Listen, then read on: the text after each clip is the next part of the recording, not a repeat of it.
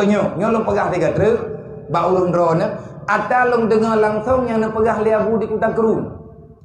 Wate long sembut majlis taklim lang kampung, abu nak kun, long tanyang ba abu.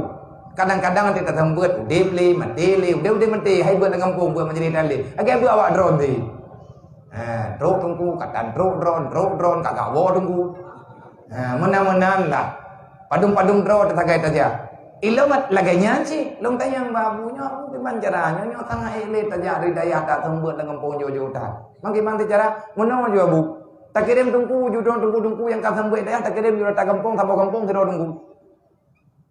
Bagaimana cara mantul ke dia kampung? Tak jo balik aja ke dia burungnya. Jo ke tungku yang wo jo balik aja ke dia tapi yo hek ke dia yang boleh dia. Nakhe, dedepu setre. Kamu malah nak kekun.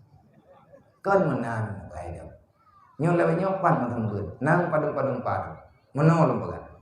Sembut aju bak kampung yang ka sembutnya, insyaallah taala wate istirahatna. Pajan tak istirahat abu.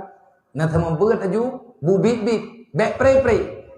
Hana lampu neme panyot, lang ujian neme payu. Pegah bau urang kampung. Ana payah rame urang. Dup-dup yang na. Tapi hanjit putuh beut.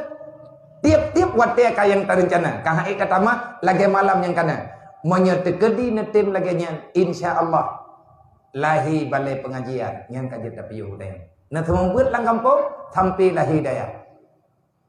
Cahaya ilmu majlis taklim ie ke dia ulangit getanya oleh malaikat gejawab oleh Allah yang cahaya ilmunya daripada umat Muhammad umat Nabi lo yang ulung saya cok cahayanya putren pan itimo kuo baksod nyan ke nabu.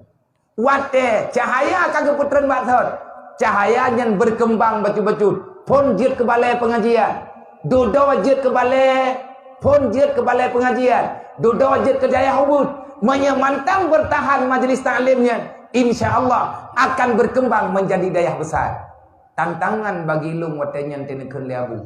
Tapi demi baklung mita solusi pribadi nyangan ke lung laki din ba abu untuk lung amalkan. Alhamdulillah syaram doa na gampong saboh idih di jini gampong lung sembut watenya memang lang gampongnya hana urang beut hana urang beut trip-trip hana mungkin lahi balai pengajian uronyo na balai kanambo karena anak mit medagang saya peluk pane urang tro na urang salah tidro buraya yang beut daerah jini gemekawin kenan gampongnya gitu pula urang kampung gak nyen guraya bak tanah sabuah pasantren raya gemusyawarah urang kampung kepakat pedang balai kaganya lun wo kuta kruang wate kajadeh pedang balai kali resmi lun wo kuta kruang le pegah babu nya abu lagi don pegah puanya kana daya ai kampung di nyan ku innallaha wa malaikatahu